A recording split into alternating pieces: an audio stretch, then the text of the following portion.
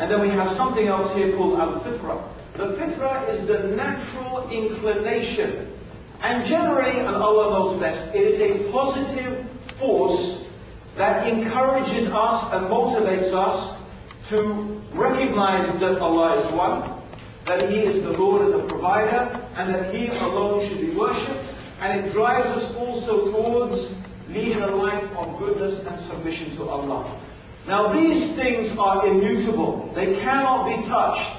The fitrah, according to anyway the opinion that I'm going with here, is not something that can be corrupted. It can be covered, right? It can be obscured, but the fitrah is something pure which always stays there. That natural inclination always stays there.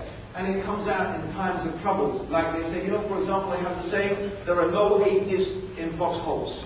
When you're in the thing and the bombs are blowing out and this and that, and the bombs, no one's an atheist. It's like, oh, help me, please, God save me. Okay? This is the fitrah, right? It comes out, and people put their trust and their faith and reliance completely on Allah. So this is what we have on this side, and this is what we can call murad. Now, it may happen, and the person who has really attained these qualities, right? We call, this is the soul, al-nafs al-mutma'inna. This is the nafs, or the soul that is at peace and is tranquil with itself. And this soul, this nafs, actually can overcome the desires. The desires, you can look at it like a crazy wild horse, right? But if you can control it, and you can subdue it, then you can you make the desires, you make the nafs take you where you want it to go. Instead of the nafs riding you, you ride the nafs. Right? It's like my mom has this horse, right? She has this horse, and I decided to take the horse for a ride, except the horse, I didn't take the horse for a ride, the horse took me for a ride, right? I wanted to go this way, and the horse wanted to go that way, and I could not persuade it otherwise, right? That's not how you want your nafs to be with you. You don't want your nafs taking you for a ride. You need to control your nafs, and you need to bring them under control. And when you do that, really, you can really drive yourself in the right direction. Okay? Now, the other type of soul is a nafs al-lawama. This is a soul that is going between these two things, right? It reproaches itself. It falls into evil, but then it reproaches itself and criticizes itself using the aql and the deen and all of these things, but it tends to go between this one and that one, okay? And then we have a nafs al-amara bisu. This is the soul that is really inclined towards evil, right? And so this is the one that has totally given in to shaitan and al-hawa, right? So shaitan is using the al-hawa, and this soul is totally taken over by the inclination to evil. Now what can happen here is this soul actually then can begin to employ the intellect in order to justify and rationalize its evil behavior. Right? And even then, on the very worst level, it can actually manipulate the deen. Of course, the deen in the sense is pure, alhamdulillah, preserved. But what I mean is, it starts then to even manipulate the deen in order to justify its desires and its following of shaitan. In fact, this is the very, very dangerous one, the one who does that. Okay? So you can see the interaction going on here. This is like the battle that is going on, the conflict. This is as far as each of them can go, and in the center is the heart as they're trying to get control of, okay, and trying to make these nafs move from here towards there, inshallah. Okay, so just to give you an idea of what's going on. Ryan, absolutely, mashallah, I enjoyed that, mashallah. Okay, now how can a person free himself or herself from al-hawa? Because this is what we want. A person, any particular thing that a person may do, and again I keep referring back to Friday's lecture for those of you who were there, because I said that I'm going to be tying up what we did on Friday. Okay, remember how there was this circular thing going on that when a person focuses on something and they give their attention to it, that reinforces their self, which therefore also forces them to pay more attention to that particular thing, and so on. Is reciprocal like that, okay? So similarly, what you can find with a person who gives into al-hawa, they become addicted. They become addicted to any given. It could be drugs, it could be any haram thing, or any number of haram things. They become addicted. The strange thing about an addict,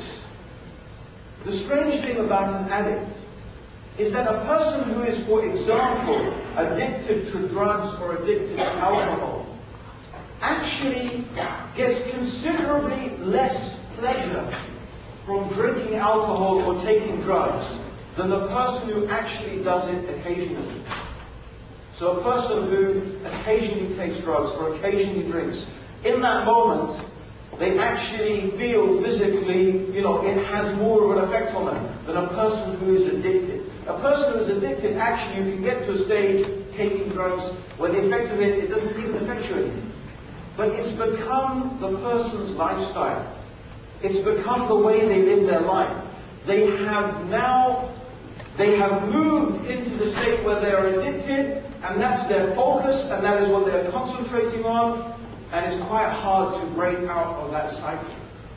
Now, this addiction doesn't necessarily have to be drugs or alcohol. There are many different things that the addiction could be, that the hawa or the desires prompt us towards. So how can we free ourselves from al-hawa? This is very important.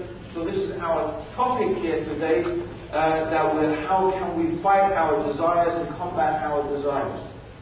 Okay. Now I've taken this from a book by Ibn al-Qayyim, which has been translated by Dr. Salih al-Salih. It's called In Pursuit of Desires. So I extracted some things from here. I haven't included everything, but there's quite a few points, inshallah, very, very beneficial points, which I'm going to go through. And alhamdulillah, inshallah, this will be available for you all to look at later as well. Okay? So, of course, how can we succeed? From the help and success granted by Allah. Always the help and the success is from Allah subhanahu wa ta'ala. And you can be liberated from al-hawa by holding on to the following matters. So here are some points that you can think about, and then you can apply. And inshallah, if you apply them, and you focus your attention on them, and you implement these things, it is really going to help break the stranglehold that the desires and the passions of al-hawa have over you. Okay?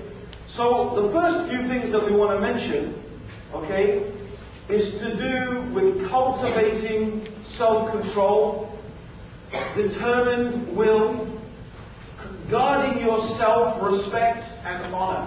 Again, if you remember on Friday's lecture, we talked about the experiences that enhance self-esteem. Once you start to do this, and you find that you are successful in conquering your desires, it actually reinforces your self-esteem and sense of achievement, and it's something that it's a positive self-esteem, and it's a positive sense of honor and self-respect that actually should be encouraged within us. It's not a negative one, it's a positive one. Okay? So, and then taking care to guard that self-respect and personal honor. Now, of course, it takes patience. Patience is a hugely and important quality that every single Muslim needs to develop. And the beautiful thing, brothers and sisters, about our deen is that when you are a Muslim and you're practicing the religion, practicing Islam develops patience within you. Praying 5 times a day, fasting Ramadan, it cultivates within you sabr. And there are so many things we find in our religion cultivates within us sabr. Sabr is part of Iman. It is part of Iman. And Allah subhanahu wa ta'ala, He swore, as you know, وَالْعَصْرِ إِنَّ الْإِنسَانَ لَفِي خُسْرٍ إِلَّا الَّذِينَ آمَنُوا وَعَمِلُوا الصَّالِحَاتِ وَتَوَاصَوْا بِالْحَقِّ وَتَوَاصَوْا بِالصَّبْرِ. Right?